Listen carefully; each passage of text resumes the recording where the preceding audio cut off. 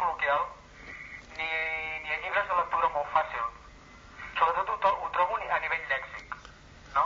Paraules que quan estic llegint el llibre les he de buscar al diccionari, no? Com quines, per exemple? Ai, ara no me'n recordaria, perquè són paraules que precisament al cap normalment no les tinc. Bé, Manuel, tampoc no cal. Manuel, què li podem respondre? Es pot contestar, sí, es pot contestar molt bé. En realitat, jo procuro utilitzar sempre un llenguatge planer. Ara hi ha novel·les, alguns tipus de novel·les, que segons qui parla, esclar, té un altre llenguatge, un llenguatge, diguem, més culte, i per tant usa el seu llenguatge. Tu, si ets un bon lector dels meus llibres, pots haver observat una cosa, que molt sovint, en un llibre, el llenguatge que usen els personatges, o sigui, quan hi ha diàleg, és un. I el llenguatge que usa la descripció, o sigui, per tant, que usa l'autor directament, és un altre. Aquest pot ser una mica més difícil, encara que em penso que és tan difícil. Tu potser tens dificultats... Però llavors trobo algunes vegades que he de sempre buscar el diccionari. Tira en compte que avui dia tenim un desconeixement terrible del català degut a que no l'hem estudiat. S'explica, no? Això també és evident. Que sí? Influeix bastant. I la segona pregunta és quin paper ha de jugar un intel·lectual dins de la lluita d'un poble com actualment certs sectors socials de la societat catalana està portant a terme, no? Vull dir, suposo que deus saber a què em refereixo. Bé, a què et refereixes, Jordi?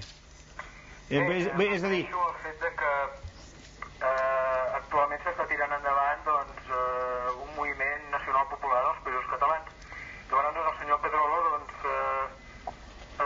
com si diguéssim, sembla que ho ha vist amb bons ulls perquè ha enviat una sèrie d'adhesions a la gent que està dins, que intenta tirar això endavant. Bé, no solament ho he vist amb bons ulls, que dius tu, sinó que considero que sóc un combatent per aquesta causa, perquè és la meva causa, la causa dels Països Catalans, o concretament la causa de la independència dels Països Catalans. Sense això, no escriuria els articles que escric cada avui. Si tu els has seguit una mica, aquests articles, encara que no siguin tots, ja veuràs que sempre tendeixen pel mateix, que fins i tot em puc fer cansat i repetitiu. Però, naturalment, és un tema molt important per nosaltres, perquè penso que nosaltres no hem de morir com se'ns està condemnant a morir, molt aviat, si no hi posem remei. Penso que hem de lluitar. Jo em referia a quin paper de jugar un intel·lectual dins d'aquesta lluita. Vull dir, no el que tu penses en concret dels problemes del país, sinó quin paper de jugar, un intel·lectual dins la lluita d'un país. Bé, tot està relacionat, però un intel·lectual ha de jugar el paper que li permet jugar, diguem-ne, el seu prestigi.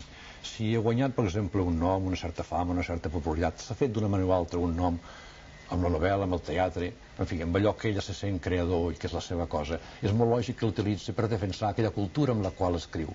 Aleshores, aquest paper pot ser interessant, pot ser determinant.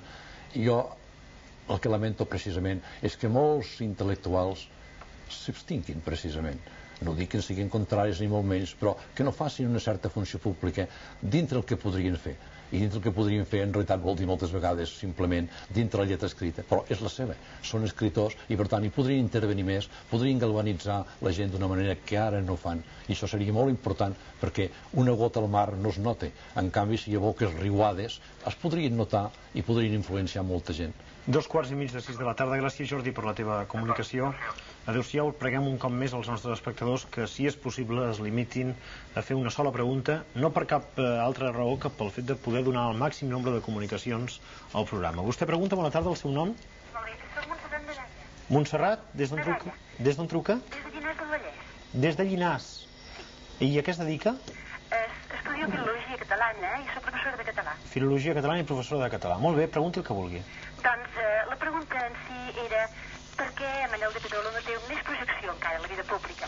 El voldríem escoltar més, el voldríem llegir més i voldríem veure més novel·les per la gent jove, perquè considero que és l'escriptor que ha fet més perquè la nostra llengua sigui acceptada per la canalla que viu al nostre país.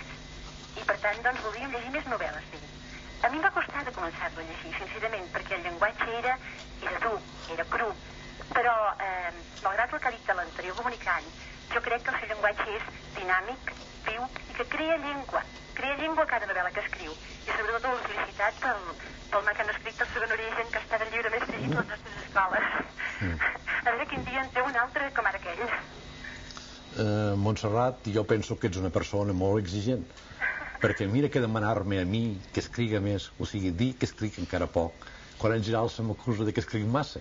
Doncs Bé, potser altra gent també com tu que pensen d'aquesta manera, però la major part potser pensen que escric massa. Almenys moltes vegades se m'ha acusat que escric massa. I jo penso que no he escrit ni massa ni poc. Ha escrit simplement allò que d'una manera o altra portava dintre i ho he anat traient amb una certa regularitat. Que resulta que hi portava una certa quantitat de coses. Molt bé, estupendo. Més val porta més que porta menys. Però no diguis que he escrit poc, eh? No, escrius, però encara més coses teves. I sobretot faig el que puc. Articles a l'Avui també que són molt, molt bons. Jo els firmaria gairebé tots. Bé, a l'Avui, esclar, escric els articles que ells em poden publicar. O sigui que vam quedar que em podria fer un cada 15 dies i em faig un cada 15 dies. Més tampoc no puc fer perquè, naturalment, l'Avui vol col·laboracions de tothom i no he de caprar pas jo la pàgina aquella o un tros d'aquella pàgina. A més, tampoc la meva capacitat de fer articles potser tampoc no és tan grossa com això.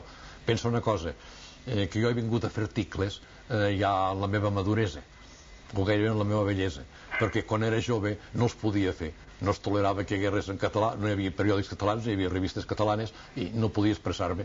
I menys podia expressar-me en sinceritat, i per fer-ho amb sinceritat no valia la pena. Segurament, Manuel de Pedrola, parlant d'articles, molts espectadors recordaran la teva sèrie El diari de Barcelona.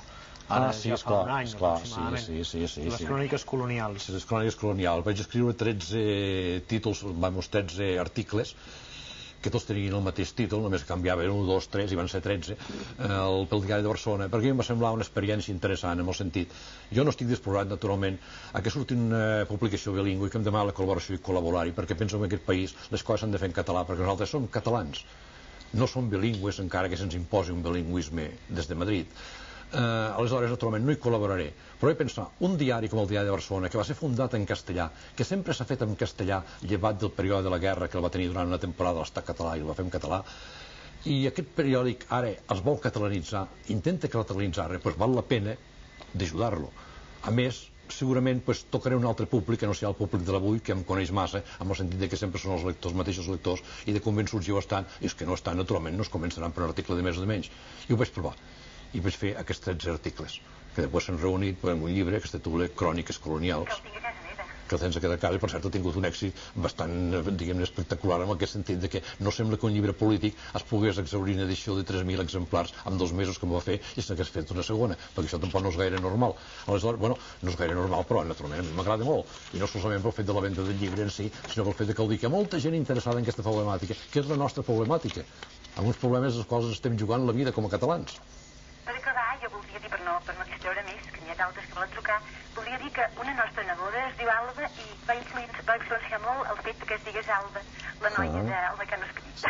A més, és un nom molt bonic, eh? Molt bonic. Sí, jo vaig agafar Alba no solament pel sentit d'Alba Aurora, sortida del sol, sinó pel fet de que el meu poble, encara que no fos el poble que va iniciar, sinó a Tàrrega, és el poble de les Albes, i és un nom que sempre m'ha fet molta gràcia. L'he trobat eufònic, bonic, i es prestava a més portar-lo amb una noia que precisament anava a reconstruir un món enderrocat. Gràcies a la Montserrat per la seva trucada des de Minas. Adéu-siau. I una vegada més voldríem pregar, si és possible, que les trucades siguin concretes i que, a ser possible, només hi hagi una comunicació. Perdona'm que insisteixi tant en aquest punt, sí. Però és que hi ha molta gent que està intentant comunicar amb Manuel de Pedrola, com vostè, per exemple. Qui és? Hola? Endavant? Bona tarda. Endavant? Bona tarda, Manuel de Pedrola. El seu nom, sisplau. Imma, el seu cognom, sisplau. Albó. A què es dedica? Soc bibliotecària i treballo de bibliotecària. Pregunti el que vulgui.